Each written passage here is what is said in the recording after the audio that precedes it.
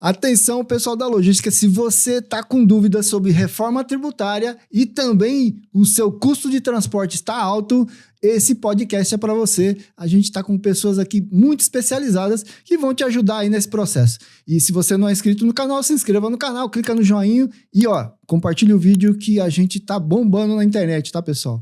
Então, olha, hoje nós vamos falar sobre reforma tributária, custo de transporte e mais um monte de coisa legal sobre supply chain. Eu tô aqui com o Paulo e com o Lucas da Sino Consult e olha, o pessoal manja muito, tem mais de 10 anos de supply chain, fazendo coisas muito interessantes, estruturação de CDs, transporte, projetos de transporte, projetos de remodelação da estrutura de supply chain, enfim, um monte de coisa bacana. E hoje o assunto vai ser principalmente falando sobre reforma tributária e custo de transporte, não é isso, Paulo? É isso aí, Jefferson. Sejam bem-vindos, Paulo e Lucas. Um prazer imenso recebê-los aqui no podcast. Muito obrigado pelo convite, obrigado aqui por todo o carinho, hospitalidade e tudo. É um prazer imenso estar aqui com vocês. Isso aí, obrigado, Jefferson, pelo convite. Vai ser um prazer aqui compartilhar conhecimento. E parabéns aí pela estrutura aqui do podcast. Muito obrigado, legal, muito legal. Então, Paulo e Lucas, vocês sabiam que a gente está com 63 mil inscritos no nosso canal? Que legal. Bacana, hein? Muito. Tá bombando então, mesmo. É muito bacana. Por quê? Porque o nosso objetivo aqui é disseminar a área de logística, né? O pessoal entender que a logística é estratégia, que a logística não é simplesmente ali uma área de uma empresa, né? Ele é estratégico para que a empresa cresça, para que a empresa evolua.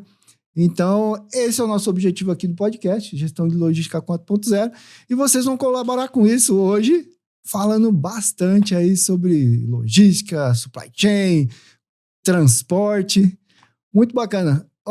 Paulo, como é que você entrou, né? Mais de 10 anos na área de supply, como é que você entrou nessa área?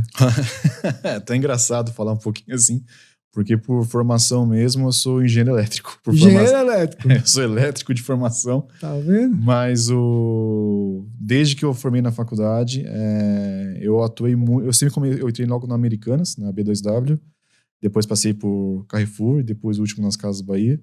Mas sempre atuando na parte de cadeia de suprimentos, ou dentro, no caso da Americanas, mais dentro do centro de distribuição mesmo, lá em Itapevi.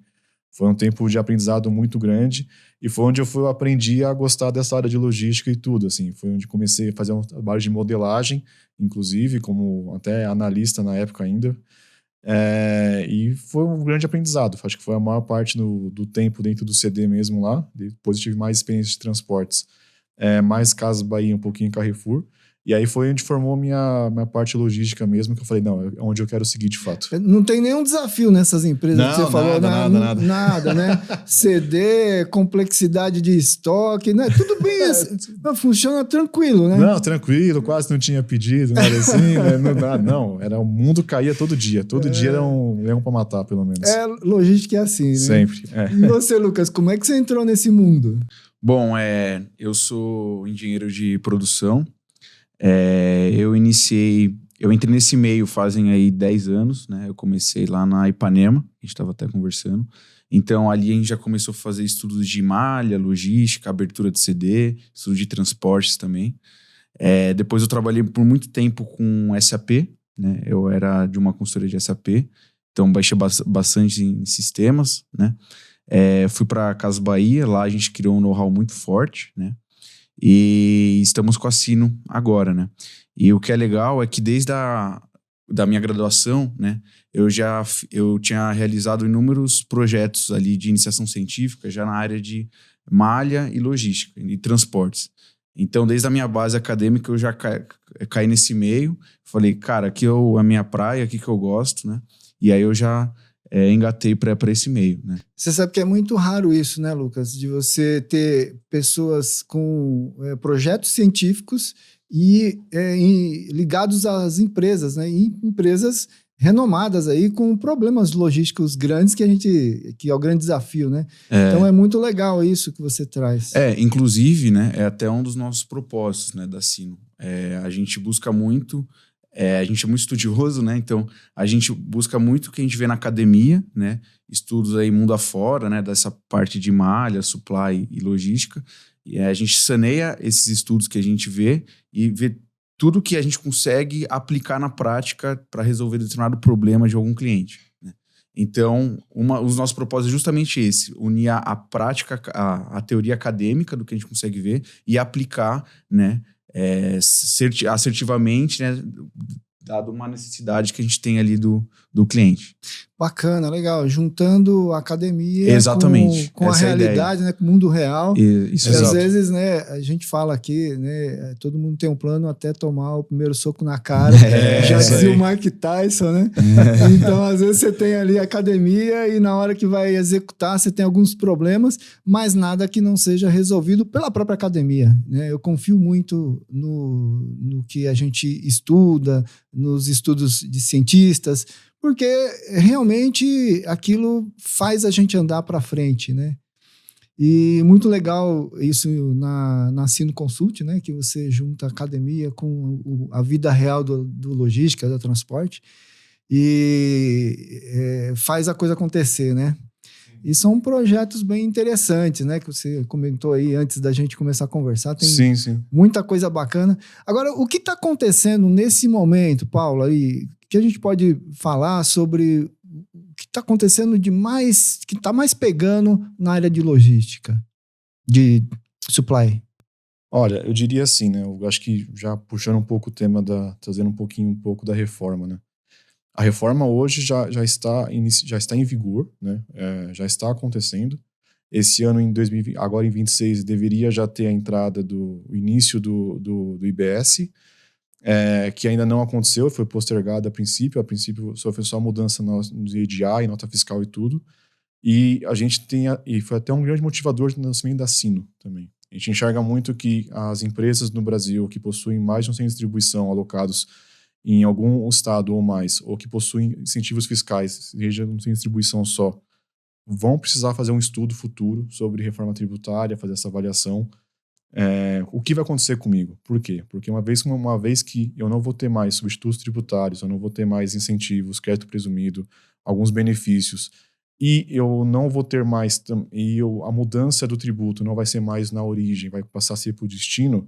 Então, vai mudar muita coisa, e a gente tem visto muito nas empresas que elas têm também sido orientadas para o que vai acontecer, sabe? Como é que vai ser daqui a uns anos, como é que vai acontecer com a minha parte de impostos, meus tributos, como é que vai ser recolhidos daqui para frente, e como é que a gente pode tentar antecipar isso, rever a nossa rede de suprimentos para estar adequado e aderente para ter o menor impacto possível. O que você está falando é que essas mudanças na legislação vão afetar diretamente a operação. Exato.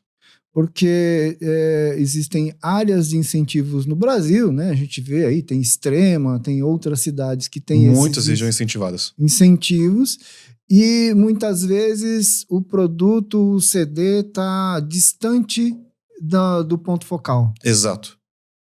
E com a reforma, isso muda. Muda tudo. A gente pegou casos, inclusive, que vivenciamos, que, por exemplo, no Rio de Janeiro tinha incentivos tão bons que compensava entregar para o Brasil inteiro por ele, sabe? Mesmo tendo filiais mais próximas, o incentivo no Rio compensa em relação a qualquer outro custo logístico, né? Eu falo até que podia ir de avião de passagem executiva ainda, sabe? O produto que ainda assim brincadeira assim a parte, mas é um bom benefício. E aí, o que vai acontecer daqui para frente a partir disso? Tem que ser avaliado, claro, cliente é cliente, tem que ser feito estudo. Tem muita coisa que ainda está acontecendo, né? Que a gente teve até um caso recente da reforma também, que tinha uma situação e no meio do projeto saiu teve uma ajuste, uma emenda também, e precisou ser alterado no meio do projeto. Um cliente nosso envolvendo filiais Pará e Rio Grande do Sul. E é isso, assim, de modo geral. Como eu comentei antes, existe uma queda de braço muito forte entre logístico e tributário na parte de impostos. Nessa queda de braço, na maioria das vezes, o tributário compensava mais em relação ao logístico. Tanto que existem inúmeras triangulações, uso de polos incentivados, Extrema, regiões de Itatiaia, Resende também, que são regiões que a gente pode falar que são próximas de São Paulo, você consegue fazer o D+1 em São Paulo e capturar incentivos, às vezes, em Rio de Janeiro, em Minas, e que a gente entende que no futuro próximo, se com essa queda, vale mais a pena você estar mais próximo. Então, na queda de braço entre logístico e tributário, a reforma vai fazer muito mais com que a logística ganhe essa queda de braço em relação a ele. Ou seja, vai ser ideal você estar mais próximo dos seus centros de massa, de demanda, do que buscar os incentivos. Então, triangulações, isso aí tendem a diminuir com o decorrer dos anos.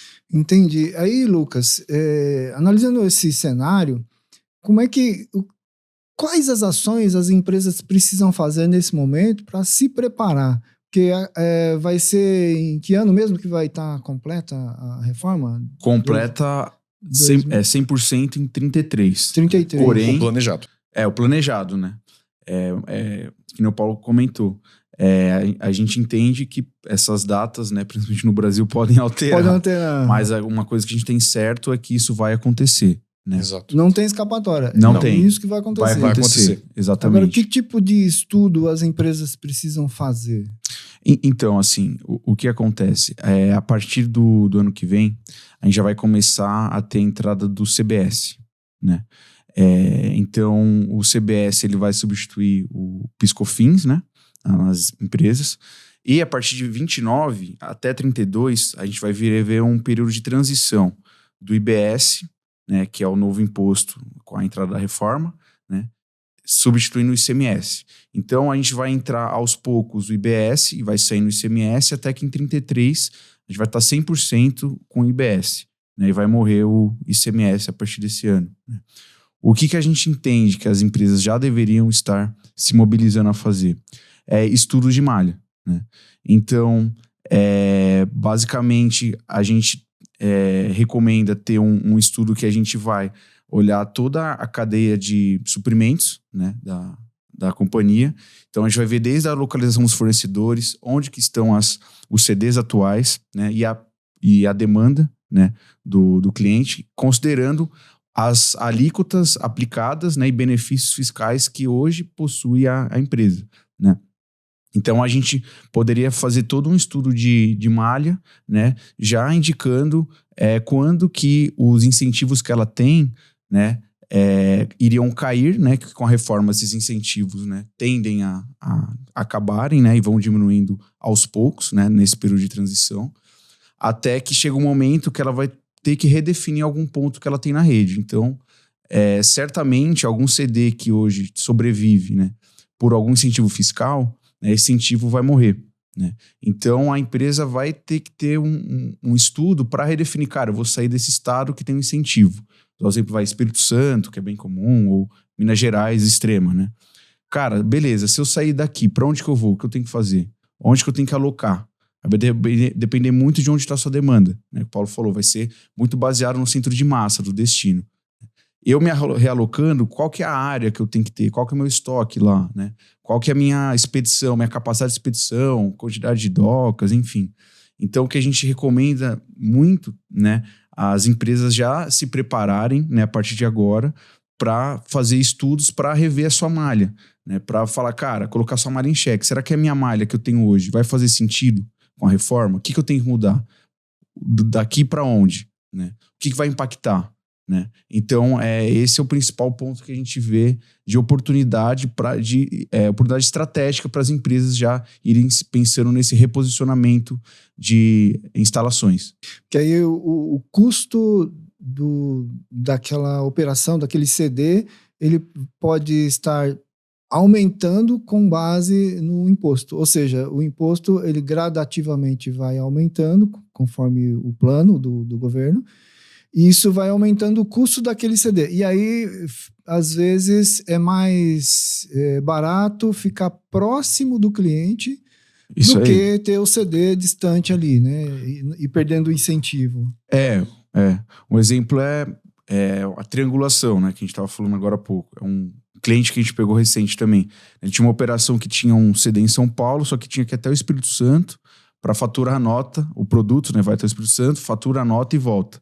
Né? Então a gente pagava um frete muito grande para fazer ir e voltar, né? Só que esse incentivo, nesse caso do Espírito Santo, tende a morrer.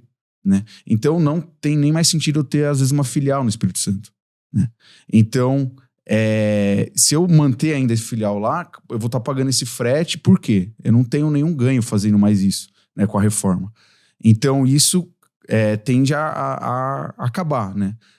Esse ganho que tem fiscal hoje. Então, não vai fazer mais sentido eu ter esse frete alto sem ter incentivo. Então, cara, eu vou sair do Espírito Santo e para onde que eu posso fazer? Entendeu? Essa é mais ou menos a ideia. Tem que levantar ali o objetivo da empresa, onde estão os clientes, onde estão os fornecedores, mas é uma movimentação grande, porque com isso, tanto o cliente quanto os fornecedores também podem estar pensando a mesma coisa, né, Paulo? E mudar de lugar. Exato. Isso aí. No ponto que o Lucas tá comentando, só complementando assim também, assim, a cadeia de... Uma vez, assim, não é tanto que o imposto vai subir, é que uma vez que eu perco o benefício, ele por consequência, ele sobe, mas é mais por perda de benefício do que por subida em si, né? E é o que acontece, na cadeia de suprimentos, nós temos depois mais 3 grandes gatilhos para trabalhar, que é o transporte, que é os custos de operação logística, que eles quebram mesmo em fixo e variável, né? E o custo de estoque, sabe? E o que pega, sabe? Uma vez que esse cara subiu, como esses outros 3 custos podem, de alguma forma, atuar para compensar esse aumento tributário aqui, sabe? Então, a parte de trazer o CD mais perto do centro de massa reduz muito o transporte para poder compensar um pouco essa parte do impacto logístico. E um cara que anda um pouco na contramão, mas que também atua, é o inventário. Então, o que seria isso? Seria, eu não vou ter mais esse CD, eu fecho essa filial aqui, eu acabo entregando mais de longe, ele faz ao contrário do transporte, só que eu deixo de ter um custo de aquisição, um custo de estocagem, um custo de reposição muito alto também. Então, a gente procura, através desse efeito no tributário que vai acontecer, como esses outros 3 pontos podem auxiliar, já que você tem esse problema, como é que a gente pode sanar esse problema com isso? Além de buscar ineficiências na operação, custo de transferência que é muito elevado, pedido alocado no local, produto alocado na filial errada. Isso acontece muito quando tem muitos filiais logísticas na rede do cliente. Então, assim, a gente busca contornar um problema que já vai acontecer. Então, mais ou menos isso. Então, não quando a gente fala de reforma tributária, não é simplesmente a gente olhar a área fiscal da empresa, analisar se o imposto vai subir ou diminuir, ou vai tirar o incentivo. Não é só olhar o fiscal, é olhar a operação como um todo. Exatamente. Como um todo. E como ela se conversa. Isso, é olhar tudo.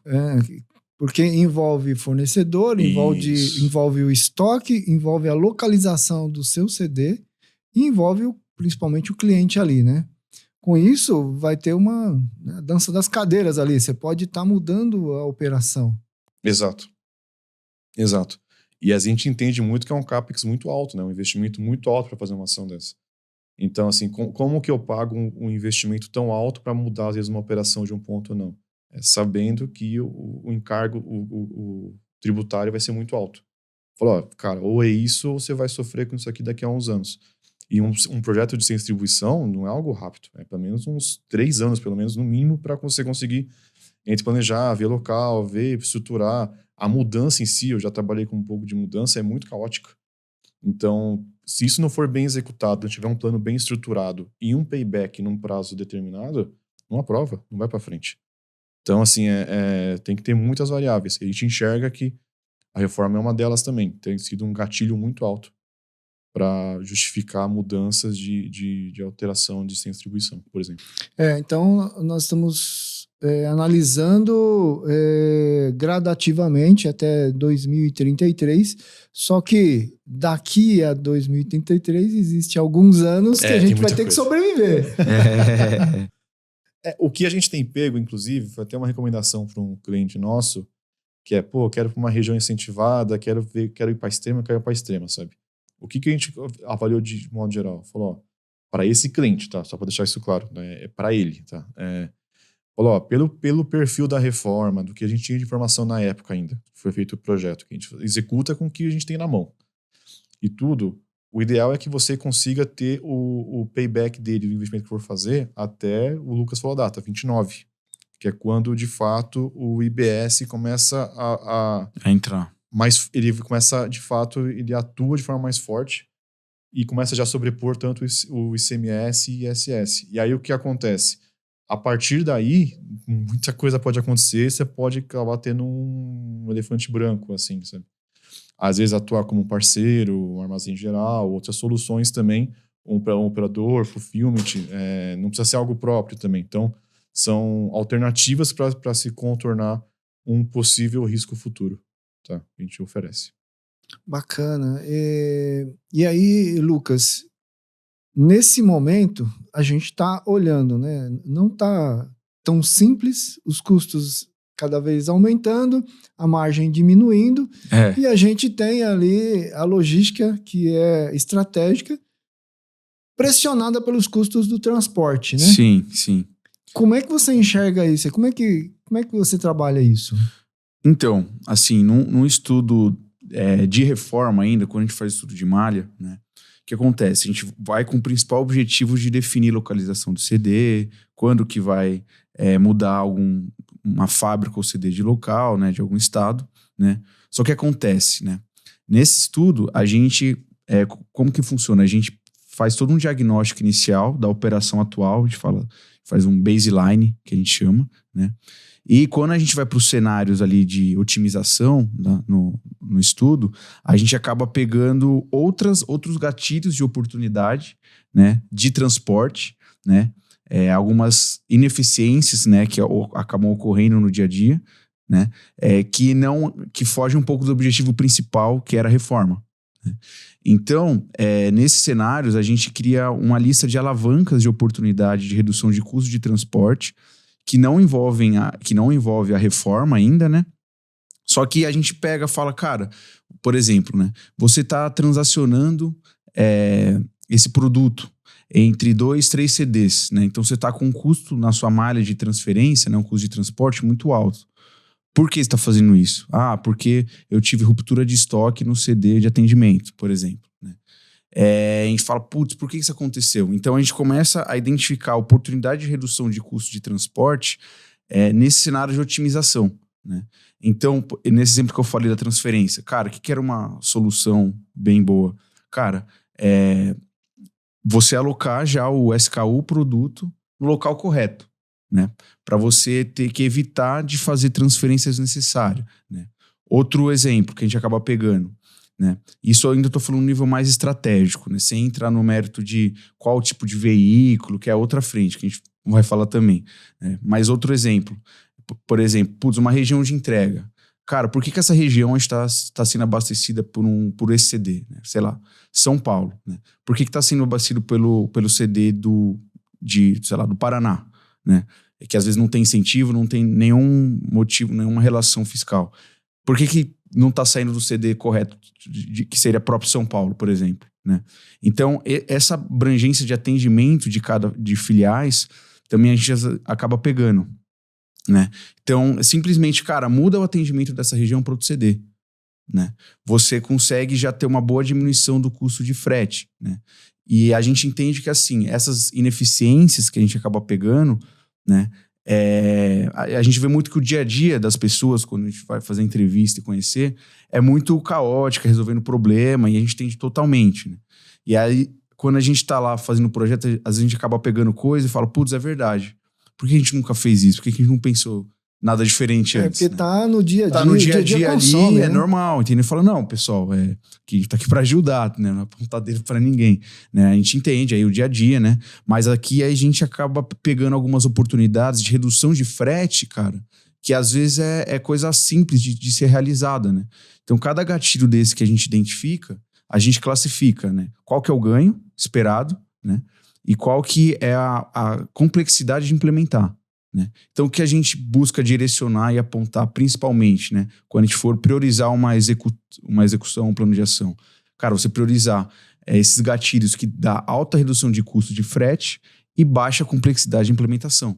É que para você capturar esse saving que a gente mapear, né, é muito mais fácil e mais prático, entendeu? Entendi. Aí, Paulo, a gente geralmente vai nos clientes, conversa com as empresas, fala, poxa, a transportadora tá cobrando caro. Isso. Mas Feeling. será que é isso? É feeling. É feeling, né? Feeling. O cara acha que tá cobrando caro. O feeling tem a famosa divisão do custo sobre a receita, né? Pode ser sobre o próprio faturamento de MV mesmo, e avaliar o seguinte, eu estou com um custo aqui sobre a receita na casa de 3, 4, 5%. Quero baixar esse cara para 2%. O que eu tenho que fazer, sabe? Então, sempre costuma vir um desafio, né, do border, assim, e falar, precisamos baixar o custo, sabe? Tem que baixar porque tem que baixar. E aí é onde aparece a oportunidade, a gente consegue atuar justamente para falar, existe de fato uma oportunidade aqui para ter essa potencial redução de custo de frete. Isso que o Lucas comentou, é importante destacar também, que assim, um projeto que envolve malha como um todo, só leva em torno de 4 meses para ser executado. Isso num cenário um pouco mais caótico em relação a dados do cliente, né? Que o dados é tudo abaixo, que você deve passar a mesma coisa aqui também, né? Como é que estão os dados do cliente? É a base de tudo. E os pontos que o Lucas achou, que são os quick wins que a gente fala, e a gente briga, vulgo, fala que é o batom na cueca, assim, sabe? Isso aqui, meio latente aqui, sabe? Como é que é a história? Batom na cueca? Batom na cueca, assim, porque isso aqui é meio óbvio, é que você falou, dia a dia, consome, coisas do dia a dia, assim, sabe? São um pouco complicados, assim, mas eu falo muito que o óbvio é óbvio até ser dito. Que se ninguém dizer, não é tão óbvio assim, sabe? Então, isso aí a gente encontra em 1 mês e meio de projeto, geralmente, sabe? As ineficiências em si. Tanto que na otimização, a gente nunca parte de um baseline para otimização direto. A gente cria um cenário intermediário, que a gente chama de baseline otimizado, que é o quê? Que é pegando todas as ineficiências do projeto que você executou em 1 ano de baseline. 1 ano, tem até de 2 anos que você trabalhou. De baseline. Tirando as ineficiências, como é que você seria? Tá, então aqui já tem uma pancada já de custo que reduz já. Tá, agora a partir desse cara como novo baseline, como é que a gente deveria atuar? Por quê? Porque eu não posso atribuir uma alteração de CD, uma otimização de transporte com ineficiência. Eu não posso fazer isso. Eu tenho que arrancar a ineficiência e fazer laranja, né? A partir do cenário já otimizado, como eu deveria buscar redução a partir disso. Por quê? Porque a ineficiência é algo do dia a dia, eu vou carregar isso de alguma forma. Eu não vou ter uma operação 100% redonda. Quando a gente fala que o cenário é otimizado, o cenário é perfeito. O pedido está no lugar certo toda vez, o cliente pediu no período correto, o fornecedor mandou na hora certa para tudo. Então, eu não posso taxar uma mudança com essa ineficiência, porque ela vai existir de alguma forma. Então, é claro que dá para reduzir, tem oportunidades e tudo, o Quick Win nasce para isso mesmo. Mas fala assim, vou zerar a ineficiência, é impossível. Zerar a ineficiência seria praticamente controlar tanto o cliente quanto o fornecedor, sabe? Você controlar os dois lados, os dois eixos todo o processo em si. Seria muito complicado fazer isso. Então, eu vou perder alguma coisa. Então, toda a nossa otimização é baseada nisso.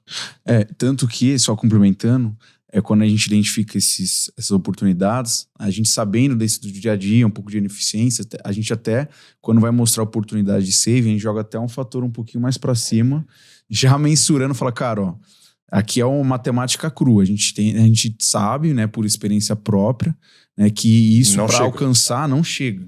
Né? Então a gente acaba colocando, cara, essa ação, né, você mudando a alocação do sortimento, né, falando do fornecedor entregar nesse CD, cara, a gente viu lá que a redução, sei lá, deu de 30%. Fala, cara, na prática vai ter problema aqui, vai ter um dia que deu problema e tal.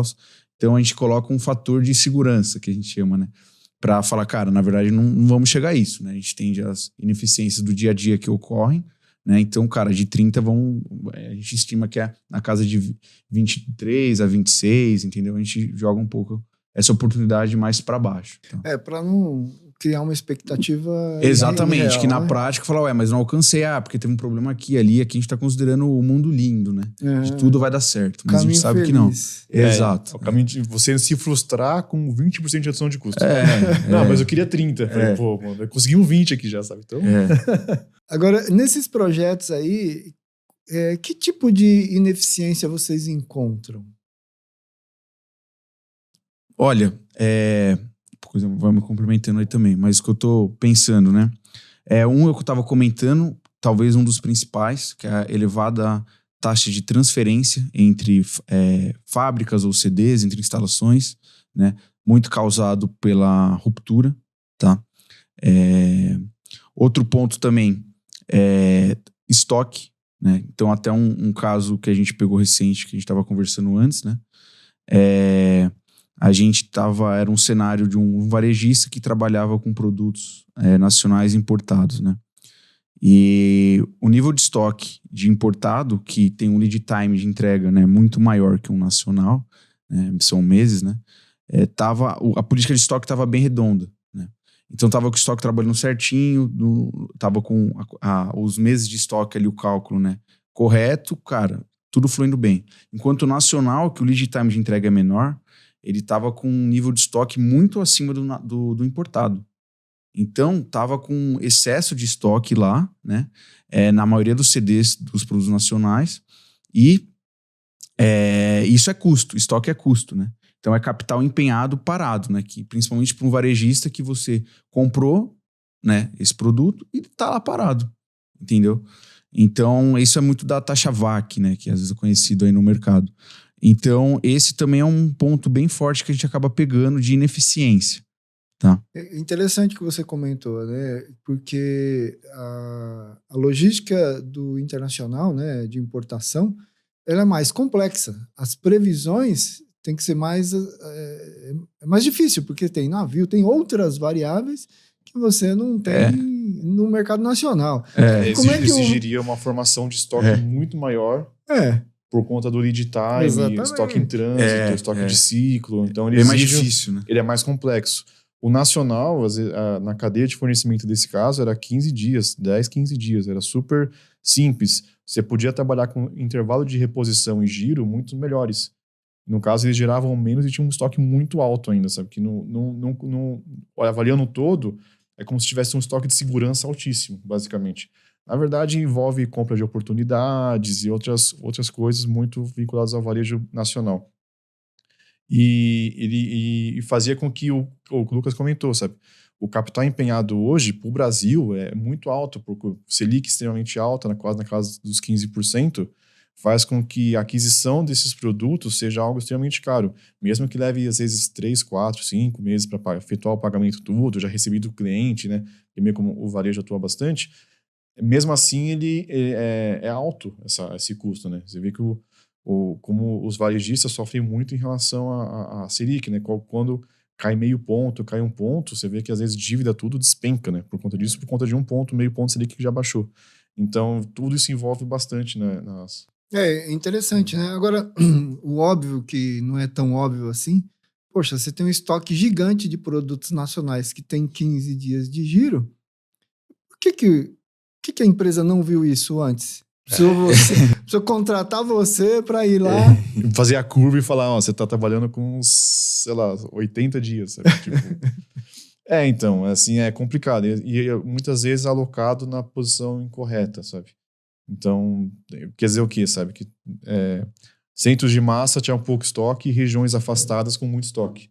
E aí tinha que fazer o fluxo, a gente fala o caminho da vergonha, né? O fluxo reverso, né? Você abastece por lá e tem que voltar o produto para conseguir suprir a demanda para o cliente. E aí aconteceu o que o Lucas comentou, o middle mile, essa perna de transferência, extremamente alta. É produto indo e voltando o tempo inteiro. A gente pegou o caso já na doca do gestor assinar e falar, ó, pode marcar que amanhã vai estar aqui de volta. E voltava. Tá brincando. Não, já pegou. Ele sabia que estava acontecendo isso. E ele produto indo e voltando o tempo todo. O produto andando, assim, sabe? Infelizmente é uma realidade, assim, sabe? O produto tinha mais tempo de rodagem do que de entrega ali, né? Olha só que interessante. Não, acontece bastante. Você comentou de ineficiência. O Lucas trouxe um ponto bem relevante em relação a estoques. Mas, assim, na parte de transportes também, a ineficiência tem inúmeras também acontecem, né? Acho que você teve bastante experiência com isso também. Mas a gente sempre busca, a gente fala muito que é estressar o ativo. O que seria estressar o ativo, né? Usar a jornada do motorista o máximo possível, usar a capacidade do veículo o máximo possível, usar o veículo ideal para compor a rota, para ter a demanda com a roteirização certa, para ter a jornada correta, Alguns casos que envolvem, por exemplo, GRIS e ADV, onde o seguro, a carga do motorista é muito alta, então ele pode ser um limitador também. Ou seja, como é que a gente usa as variáveis disponíveis ao máximo possível. Então, a gente trabalha nessa parte também, utilizando sempre elas ao máximo. Por quê? Porque transporte é reduzir ineficiência, sabe? Vai ter trânsito, vai ter problema, pneu fura, vai acontecer um monte de coisa também. Então, essas coisas são do dia a dia. Mas o que não for, que eu brinco muito que é o time do ar-condicionado, né? O time de roteirização, tudo. O que conseguir estressar esse cara ao máximo para fazer com que o custo do km rodado, o custo do quilo seja o mínimo possível, a gente enxerga que é o ideal. Por exemplo, se você tem um veículo maior e ele sai uma vez por dia, às vezes é mais ineficiente do que ter 2 veículos menores que saem mais de uma vez por dia. Exato. Ocupados o dia todo. Ocupados o dia todo. Exato. Você pagou o motorista, que é envolve já no custo. Eu falo que é o custo, vamos dizer que é o custo fixo, assim, né? Que é o custo que ele tem mesmo. Então você já pagou esse cara na primeira viagem, sabe? Então, como é que você faz a segunda viagem, sabe? Os custos fixos já foram pagos, seriam mais custos variáveis nessa segunda viagem. Então, você conseguiria buscar otimizações com isso. No caso que você trouxe um ótimo exemplo, ele é muito voltado, por exemplo, esse carro grande, ele é ideal para clientes maiores, no caso assim, sabe? Mas se eu uso um veículo grande para clientes menores, eu não consigo dar a carga máxima nele. Ou então, se eu dou a carga máxima, ele não consegue ter utilizar a jornada ao máximo possível. E aí fica a coisa para trás. O veículo grande também, em São Paulo, aqui, região, a gente conhece bem, sabe? Não tem acesso. Então, o deslocamento dele é bem ineficiente muitas vezes. Ele tem que parar no tempo fixo e variável de parada, fica muito alto, porque é difícil. Às vezes, um cara menor, adequado à região, que consiga fazer essas paradas de forma mais ágil, retornar e tudo, mesmo que tenha essa volta vazia, que é ruim também no processo, é melhor às vezes, ainda fica mais barato. Só que também, aproveitando e puxando o gancho, a gente também consegue atuar nessa parte. Por quê? Porque, de fato, o retorno vazio é muito ruim, sabe? Então, esse backhaul assim, sabe? A gente sempre busca atuar no milk run, sabe? De alguma forma. Tem clientes e clientes. Tem alguns que a gente comentou antes que não dá para fazer isso. Mas tem alguns casos que, por exemplo, cara, entrega, coleta, para o veículo meio que sempre andar cheio. Por quê? Reduzir ineficiência. Usar o ativo o máximo possível. Chegou aqui no ponto para carregar de novo, descarrega, sabe? Deixa aqui, prepara um carro de retorno, no carro que fez o envio de transferência, carrega esse cara de novo, volta para o CD, sabe? Tenho menos veículos na rede, menos frota, sabe? São pontos que a gente trabalha também para conseguir fazer essas otimizações. A gente vê muito por aí, principalmente nas grandes metrópoles, que o motorista ele sai com 30, 40 entregas para fazer e ele tem pouquíssimo tempo de parada em cada ponto. E não tem jeito, acontece de ele chegar ali e não conseguir fazer a entrega por motivos burocráticos. Uma nota errada, um pedido em desacordo e tal. Né? E esse tipo de situação impacta no custo geral do... Muito. Muito. Eu vivi isso ontem até comigo. Recebi uma geladeira aí... E a gente ficou olhando pro caminhão por uns 10 minutos porque o satélite tinha que liberar o carro, sabe? Aí ficou o motorista lá, olhando pro caminhão. Liberou, pode abrir agora, sabe? Pra ir. E isso a gente já pegou também casos que acontecem também. E quando nós fazemos otimizações, nós realizamos uma de análise, que é o quê? Tempos e movimentos. Quanto tempo vai? Seguir o motorista e começar a pranchetinha, marcar, mas marcar. Quando foi o deslocamento? Parou, chegou no cliente, quanto tempo foi? Chamou o cliente, então chegou. A gente chama de tempos fixos e variáveis. Esses casos são ineficiências fixas, por exemplo, sabe? Que chega e tem que ficar parado para liberar o carro para poder abrir o baú. Então, essas ineficiências, a gente costuma carregar isso. Enquanto carrega isso e joga para o roteirizador, o que ele fala? Putz, você poderia sair com 50 entregas, 40 que ele comentou. você tem que sair com 30. Por quê? Porque você perde 5, 10 entregas no processo em tempo de parada, porque você não seria ineficiente, sabe? Agora, às vezes, como é que a gente faz essa conta, né? Poxa, eu não entrego aquela mercadoria, o motorista passa, tá com dificuldade de entregar, a pessoa não tá no local, tá na hora do almoço, é mais vantajoso ele ir para frente e voltar no dia seguinte ou tentar resolver aquela situação ali naquele momento? Eu acho que depende muito do dia a dia, assim, sabe? Cravar uma solução assim é um pouco... É difícil, assim. Mas existe um conceito, assim, que eu acho que para mim é um dos suprassumos da roteirização, que é a roteirização dinâmica, sabe? Então, a partir do momento que você já tem a torre de controle e tudo, que você identifica que, eu tenho motoristas adiantados e motoristas que estão atrasados no meu dia a dia. Então, eu sei que esse cara vai conseguir cumprir a jornada dele e deve acabar em torno de 1 hora, 2 antes, e eu tenho esse cara aqui que provavelmente essa última entrega aqui, essas últimas entregas, eu não vou conseguir. Então, como que eu poderia, de alguma forma, fazer com que esses 2 motoristas encontrassem um ponto de encontro e fizesse alguma compensação? Claro que existe casos e casos, não dá para fazer isso na rua, tem cenários para ser isso realizado, para que eu consiga salvar o pedido, sabe? Salvar a entrega no dia. Por quê? Porque a frustração do cliente é muito ruim. Passa uma mensagem muito ruim também. E isso, pro próprio seja varejo, qual for o segmento, é muito ruim essa frustração. Então, para não ter a frustração e, ao mesmo tempo, para conseguir efetuar, para que eu não volte, porque uma vez que esse cara volta, parte do bolo está comprometido. Então, se eu falo que eu já vou encher esse carro no máximo, o que eu vou fazer com esse pedido? Eu vou colocar em outro veículo? Eu vou deixar de carregar o que eu vou ir carregar também, sabe? Porque se eu busco enxugar a ineficiência ao máximo, ele não poderia voltar com alguma coisa. Ele teria que finalizar. 100%, exato. Ele teria que finalizar. Então, se ele voltar com alguma coisa, o que eu faço com esse cara? Então, assim, eu vou falar que é um 2, 3, 4% que vai envolver muita lógica, muito trabalho, assim, para ser sanado, que seria uma solução. Não sei, é bem complexo. Assim. Bem complexo. Aí, Lucas, a gente já viu operações logísticas, né, de transporte ali, com apoio do vendedor, por exemplo, ou de uma equipe de CS que vá acompanhando o passo a passo do que está acontecendo na rua, né, através da torre de controle, naquele momento. E ganhar eficiência nesse momento aí, né, nessas questões, principalmente burocráticas. Poxa, o motorista está chegando e a pessoa não está preparada para receber a mercadoria.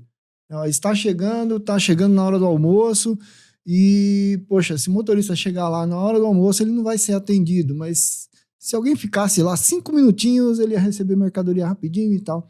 A gente já viu operações em que essa rede de apoio, né, que opera junto com os motoristas, fica o tempo todo monitorando ali os motoristas, ela dá resultado nesse sentido, né, de ele não voltar com a mercadoria para dentro do estoque ou para entregar no dia seguinte, até mesmo reduzindo a frustração do cliente aí. Nos casos que você participou, você já enxergou algum caso desse tipo aí, de ter um monitoramento mais efetivo?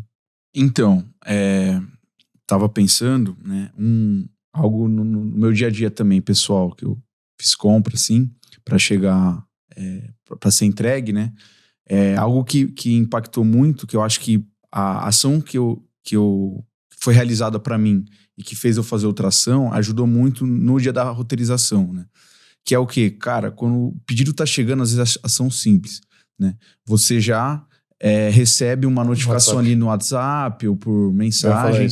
Cara, seu pedido saiu para entrega.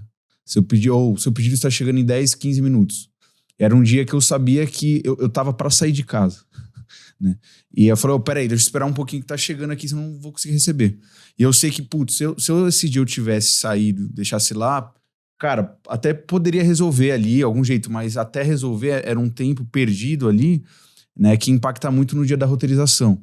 Então, algo que eu acho que é muito bom, principalmente para os clientes que estão esperando receber alguma mercadoria, é a transparência do tipo, ó, seu pedido está saindo, né? Além de ele se planejar, né, é algo que, pelo menos é bom saber, tô sabendo de tudo onde está meu pedido. Ele ainda vai ser só amanhã, ele está em processo de separação. Ele vai sair hoje, já saiu, já ele tá chegando, né? Não precisa ser assim o horário exato que vai chegar, mas quando for chegando o momento da carga chegar, é algo que eu acho que é um gatilho que, ao meu ver, é simples, que muda todo o contexto do transporte, né? Eu concordo, é uma notificação que faz uma notificação toda que muda tudo. Tá chegando, faz é verdade. Toda a diferença. Às vezes você nem lembrava que aquele dia você recebeu um negócio e você comprou. Você fala, tá chegando. Então já muda tudo, entendeu? Informação, né? É informação. Que aí ajuda na eficiência. Exatamente. E só mais um ponto também que eu acho nesse meio de roteirização, né, de descarregamento, né? Aí eu vou puxar agora um lado que eu estava pensando muito para a operação de carregamento, né? Algo que a gente também pega muito em algumas operações que a gente já vivenciou, né? O tempo de carregamento num CD ou numa filial, numa fábrica, enfim, né, para fazer a expedição do last mile, né? Às vezes a jornada do motorista, né, é muito consumida, muito mais pelo tempo que ele passa dentro do CD para carregar do que de fato ele na rua entregando, né? O que a gente já pegou? Casos que, a operação de carregamento ali de madrugada para ele sair cedinho, beleza. O cara já tá chegando lá, 1h, aí ele chegou lá 1h, a jornada já começou a computar dele, né? Beleza. Aí ele tem que fazer um processo ali mais burocrático de levar nota e tal, beleza. E aí ele carregou e aí ele fica lá esperando, né? Ele tem que esperar, mesmo que ele já esteja carregado, ele fica esperando algum outro processo acontecer, né? Dentro do CD para ele poder sair, né?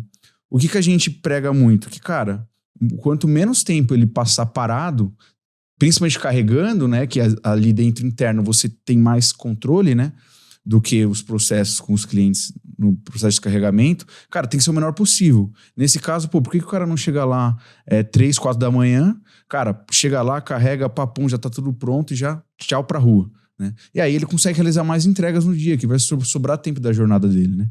Então esse também é outro exemplo de ineficiência que a gente pega, que, cara, o motorista passa mais tempo dentro do CD do que na rua, né? É mais tempo ali carregando, esperando, né, antes de sair do que de fato na rua entregando.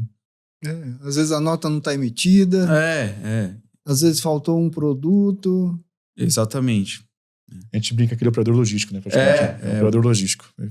Se você vê das 10 horas, passa 5 dentro do CD. Sabe? Pois não vale a pena.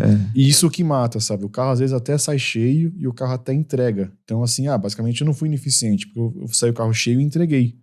Mas você fala, mas esse tempo que ele ficou dentro do CD, ele poderia ter voltado e feito uma segunda viagem. E essa segunda viagem seria muito mais barata que a primeira que você pagou já, sabe? Então, assim, foi ineficiente, sabe? Mais que, não, o carro saiu cheio, tudo. Do que você comentou aconteceu, sabe? Só que a jornada não aconteceu. Então, a jornada foi ruim. Ou voltar, ou até dependendo, claro, respeitando a restrição de circulação, né, das zonas, você vai num veículo maior e vai com mais pedidos e faz mais entregas. Exato. Poderia ter feito mais diferente. Poderia ter feito mais, logística é um mundo gigante, né? Você pode trabalhar na separação, você pode trabalhar no carregamento, no descarregamento, emissão de documentos. Tudo isso pode ser um ponto de ineficiência, né? Exato. E tem que ter tudo mapeado, com todas as observações. E esse é um ponto que você estava comentando, que às vezes a pessoa não enxerga, né? Isso. Está dentro da operação, ele não consegue enxergar que está muito lento, que está demorando. Legal esse trabalho de vocês, hein? A gente tenta reduzir muito a ineficiência, porque, infelizmente, assim, não infelizmente, parte do processo. A logística em si, ela não agrega valor ao produto, sabe? Não, o produto, o iPhone que você compra, por passar pela logística, não sai com mais capacidade ou nada. Mas eu agrego custo. Cada toque que eu dou, cada posição que armazena, cada ponto que ele passa, ele agrega um custo ali, sabe? Então, como é que eu faço para que eu agregue o mínimo de custo possível uma vez que eu não consigo trazer mais valor para esse produto, alguma coisa. Então a gente atua muito nessa redução de ineficiência. É bem importante que você comentou, Paulo, porque muitas vezes o valor ele está na marca. Eu digo, você comentou um caso aí de frustração, ou seja, poxa, estava marcado para receber na data e não recebeu, né? Poxa, a mercadoria não chegou na data. Isso é um custo invisível. Exato. Porque você prometeu e não entregou, manchou a marca. A recorrência dessa venda para esse cliente, a probabilidade de acontecer está comprometida. Exato. Então, é mais ou menos um custo ali que as pessoas basicamente não enxergam. E aí a venda não gera outra venda. E o pior, pegando esse seu gancho, ele ainda vira um detrator. Exatamente. Ele influencia outras pessoas do meio dele e fala, cara, tive uma experiência bem ruim com essa loja, tudo, atrasou a entrega e tal coisa. Porque é um perfil que acaba sendo, sabe? Se faz tudo direito, as pessoas não elogiam. Mas erra pra você ver. Faz errado pra você ver. Aí... A gente da logística não percebe isso, né? Não. Quase não acontece 99,9% de coisa certa, aquele 0,1%... Faz barulho. Faz muito barulho. Realmente. Esse é o nosso mundo, é o mundo que a gente vive todo dia. É a realidade, não tem como fugir disso. E é interessante, porque muitas vezes esse custo ele é invisível, né? As pessoas não veem.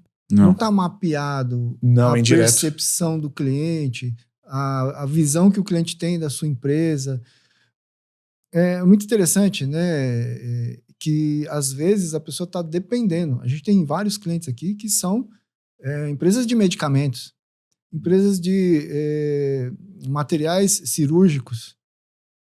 Imagina se tem uma pessoa ali esperando para uma operação ou um remédio que ele precisa naquele dia e não chega, né?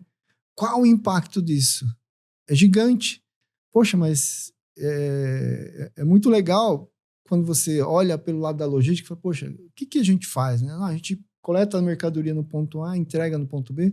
É claro que não. Não. Né? Não é só isso. Não, pode ser até fisicamente isso, sabe? Mas na verdade não. A gente até tem uma conversa com um cliente, um potencial, né, no caso, né, fora do Brasil, que ele chegou e comentou pra gente, falou assim, cara, morreram 6 cavalos. Quem resolve? Sabe? A frustração que teve aconteceu no falecimento de 6 cavalos. Como é que resolve isso aqui agora? Que era um produto, alimentos para gado, né? Ração. Ração animal. Como é que resolve isso, sabe? Então, assim, cai, sabe? Não é A e B, sabe? Realmente, fisicamente é A e B, sabe? Sair do A e fui pro B. Mas tem muita coisa envolvida, sabe? Em empresa, segmento que envolve, às vezes, brinquedo para criança, sabe? Eu conversou com um gestor que ele falou, cara, eu não posso frustrar o sonho de uma criança. Eu não posso fazer isso. Então, assim, eu prefiro, às vezes, pagar um pouco mais caro, mas ter um nível de serviço em 99%. Por quê? Porque esse o que você comentou, esse 0,1 faz um barulho altíssimo e eu não quero frustrar, sabe? Para que eu vou pegar um mais barato com um nível de serviço de 95, 94, se eu preciso atender em 99? Isso é um pré-requisito, isso não está em jogo. Exatamente. É a marca, é o propósito da própria empresa, né? E a gente está envolvido nisso, né, Lucas? Estamos envolvidos. A gente tem que estar sempre atento porque, cara, a logística, querendo ou não, impacta muito também essa experiência, principalmente de nível de serviço, né, que a gente está falando, impacta muito no potencial de crescimento de vendas, né? Até pensando agora, né, tem um estudo também que a gente já fez, né, que a gente executa, que é o seguinte, nos estudos, qual que é o impacto em vendas, né? Caso eu ofereça ao meu cliente, na minha malha, um nível de serviço maior, né? Então, a gente pode considerar o seguinte, cara, caso eu tenha um CD a mais aqui nesse estudo, eu vou ter um custo logístico aparentemente maior. Só que, como eu tenho um impacto maior em nível de serviço para atender meu cliente, eu vou estar com CD com estoque mais próximo do cliente. né? Então, meu nível de serviço tende a ser maior. Então, a gente consegue medir qual que é a probabilidade de você ter um impacto de vendas, de aumentar suas vendas, né? E aí você, mesmo tendo um custo maior, suas vendas são maiores. Então, no final das contas, sua margem de um cenário sem o CD, com o cenário com o CD, considerando aumentando essas vendas, sua margem fica maior, né? Então, é algo que pega muito também, né? O impacto na logística, né? Olhar o nível de serviço como uma alavanca de vendas, né? Pro time comercial de outras áreas da empresa, né? A gente faz isso todos os dias quando você vai comprar pela internet, né? Você escolhe o produto, aí vem 2 ou 3 fornecedores lá, aparece lá o produto, e um entrega em um dia, outro entrega em 2 dias, outro entrega em uma semana. A diferença de preço de cada um é R$10. Qual que você vai comprar? É exatamente Exato. o que você está falando. É uma venda que você não viu que você perdeu, né? Por conta do seu nível de serviço ser pior do que os seus concorrentes, né? Então é extremamente importante isso aí. Gente, é o seguinte, a gente já está conversando aqui há quase 1 hora e passa rápido, né? Passa, somente esses 10 minutos. Eu queria pedir para vocês aí dar uma dica pro pessoal que está assistindo a gente aqui, que ficou entretido aqui no nosso bate-papo, né? A gente falando de tributação, falando de redefinição logística, de transporte, de custos. Vocês conseguem dar uma dica de ouro pro pessoal ali? Podemos. Tranquilo? Claro, vamos. Agora, antes da dica, eu vou pedir para você que está assistindo aí, clica aqui no joinha, compartilha esse vídeo, é muito importante para os seus amigos da logística, para ele aprender tudo isso que a gente está falando, para conhecer outras visões, né? Muita gente já conhece muita coisa. Agora é legal você ter visões diferentes sobre o mesmo assunto que a gente está comentando aqui. Então, se inscreva no canal, compartilhe o vídeo aí. E agora vem a dica de ouro aqui do Paulo. Paulo, você pensou numa dica legal para esse pessoal? Eu vou deixar uma para você, pensando aqui agora. Para as pessoas de modo geral, assim, sabe? Pessoal, acho que uma dica assim legal. Estudem. Já existe uma paixão logística extremamente alta, assim, do nosso... Quem dá do ramo e tudo, que está acompanhando aqui, você e a gente aqui, a gente enxerga muito que já tem isso, né? Tem que estar isso bem enraizado. Trazer um lado acadêmico para isso, eu acho que é crucial. A gente comentou aqui, muitas coisas que a gente resolveu com o auxílio da academia. Eu brinco bastante, falo pro pessoal que na multidão de conselhos há sabedoria. Então, busque entender, compreender, estudar, e a partir disso você pode ter certeza que com pessoas chaves, tendo perto de pessoas que fazem a diferença no dia a dia, dá para trazer grandes resultados no dia a dia que for executado. Excelente. Você utilizar da academia, utilizar de técnicas que alguém já desenvolveu, que testou e colocou em operação, e aproximar da sua operação. Isso, às vezes pro dia a dia. Excelente a sua dica. Academia e prática tem que andar sempre lado a lado. É isso aí. E Lucas, qual que é a sua dica? Olha, a minha dica é muito voltada ao principal tópico aí que a gente estava abordando no início, né, que é da reforma tributária, de fato, né? O que a gente recomenda fortemente é as empresas, né, seja varejo, seja indústria, de qualquer segmento, já ir estudando e se preparando, né, para os impactos da reforma tributária, né? Parece, mas tá longe, mas depois eu vejo. Cara, não tá.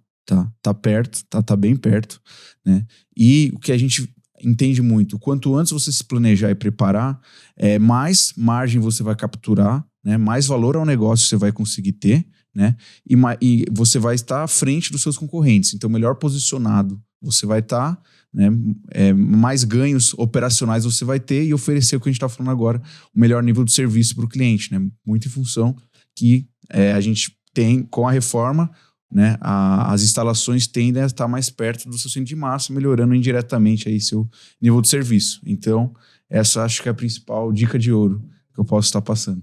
Então, seria olhar a reforma tributária, né, e capturar as oportunidades com ela, né? Ela vai gerar mais resultados para algumas pessoas e menos para outras. Então, uns choram e outros vendem lenço. Você está falando para o pessoal vender lenço. É isso aí. Um exemplo super simples, prático, assim, oferta e demanda, né? Básico. Então, por exemplo, o que o Lucas comentou, que é super crucial mesmo. O custo do metro quadrado está um valor hoje. A partir do momento que uma região começar a enxergar que tem muita gente procurando essa mesma região, o custo vai subir. Quem já conseguir se movimentar hoje e reservar um espaço, um local antes e fechar um contrato de 5, 10 anos, antecipando esse efeito manada que vai acontecer nos próximos anos, vai estar muito bem posicionado. Então, assim, pegando o gancho do Lucas, trazendo uma situação prática que vai acontecer, sabe? Que é a tendência dos próximos anos. Então, identificar ali, poxa, onde é que é estrategicamente pensando no meu produto, onde eu tenho que ter o meu CD, onde é que tem que estar o meu estoque.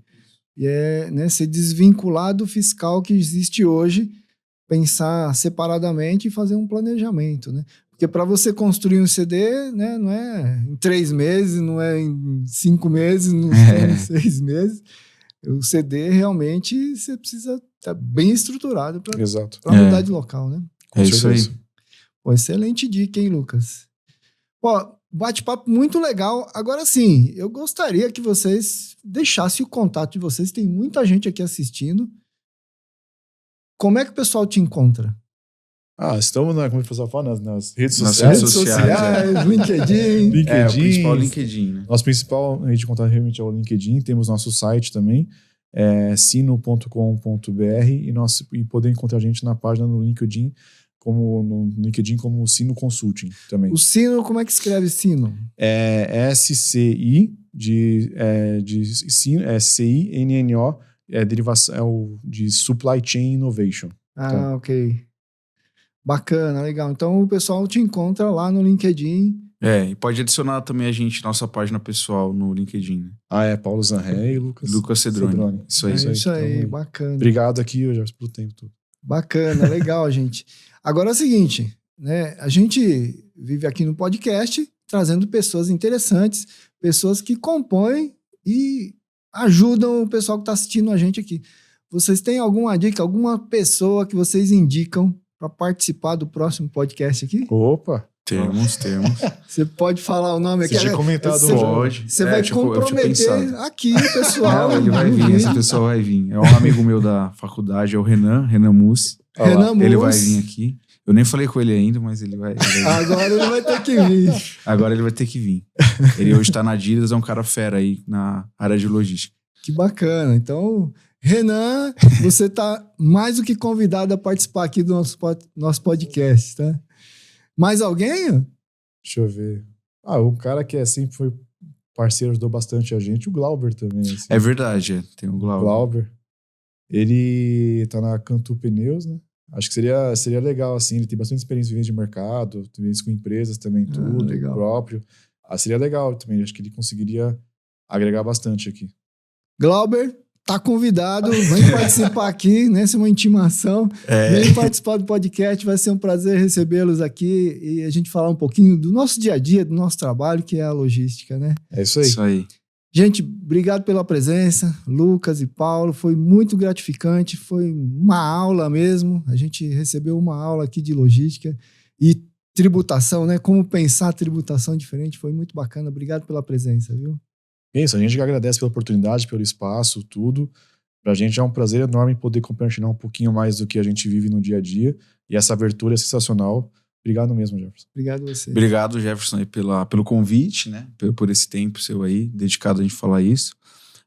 Conversar desses assuntos importantes aí ao mercado. E parabéns de novo aí pela estrutura, recepção, né? E seguimos contato aí para futuros novos podcasts. Conte conosco. Pode vir quando quiser. Valeu mesmo. Obrigado, gente. Então, pessoal, aqui é o canal Gestão de Logística 4.0. Eu sou o Jefferson Sescon. Um abraço e até o próximo podcast.